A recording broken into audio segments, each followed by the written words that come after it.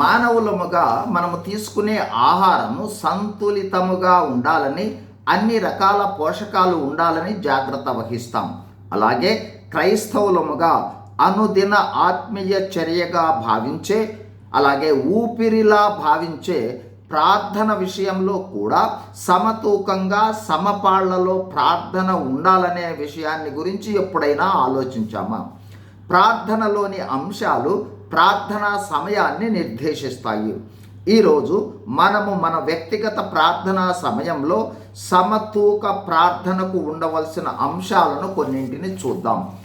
1, పరలోకమందున్న తండ్రిని సంబోధించుట ద్వారా ప్రార్థన ప్రారంభించాలి. 2, పాప ఒప్పుకోలు క్షమాపణలు కలిగి ఉండాలి. అంటే చేసిన పాపాలను ఒప్పుకోవటం, క్షమాపణ పొందటం, తద్వారా దేవుడు మన ప్రార్థన వినే అనుభవంలోనికి వెళ్ళాలి. 3, కృతజ్ఞతాస్తుతులు చెల్లించాలి. దేవుడు చేసిన మేలులు, సహాయాలు మన పక్షంగా, కుటుంబ పక్షంగా, సంఘపక్షంగా మరే విధంగానైనా సరే చేసిన మేళ్లను బట్టి కృతజ్ఞతాస్తుతులు చెల్లించాలి. 4, ఆరాధనను కలిగి ఉండాలి. దేవుడు ఏమై ఉన్నాడో ఆయనను బట్టి, ఆయన గుణాలు, శక్తి సామర్థ్యాలు, దైవత్వాన్ని బట్టి ఆరాధించుట కలిగి ఉండాలి. 5, విన్నపాలు కలిగి ఉండాలి. మన అవసరాలు, మన కుటుంబ అవసరాలు, ప్రార్థన అవసరాలు ఇవన్నీ కూడా మనకు సంబంధించినవన్నీ కూడా విన్నపాలు.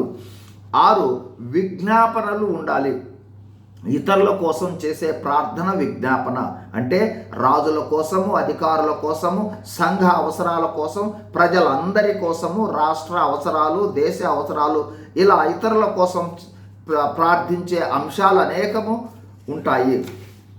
పైవి కాకుండా మరేవైనా ప్రత్యేకమైన ప్రార్థనా అంశాలు ఉంటే వాటి కోసం కూడా ప్రార్థించాలి.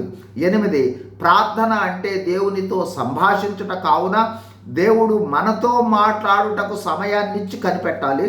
దేవుడు మాట్లాడతాడు, మాట్లాడిందాకా కనిపెట్టుట మంచిది. చివరిగా ముగింపులో యేసుక్రీస్తు ప్రభువారి నామంలో ప్రార్థించి ముగించాలి. అన్ని ప్రార్థనలలో ఈ అంశాలన్నీ ఉండాలనే నియమం కాదు. ఆయా సందర్భాలలో, ఆయా సమయాల్లో అవసరతను బట్టి ఒకే అంశంతో క్లుప్తంగా ముగించాల్సి ఉంటుంది. ప్రత్యేక వ్యక్తిగత ప్రార్థనలో వీటన్నింటినీ కలిగి ఉండుట అవసరం. పై అంశాల్లో క్రైస్తవులు ప్రార్థించే క్రమము, భారము, సమయము మొదలైనవి వారి వారి ఆత్మీయ అనుభవాలను బట్టి, ఆత్మీయ స్థాయిలను బట్టి, వారు వెళుతూ ఉన్న అవసరాలను బట్టి మారవచ్చు. పరిశుద్ధాత్మ సహాయంతో ప్రార్థించడం మాత్రం మరువకండి. God bless you. Thank you.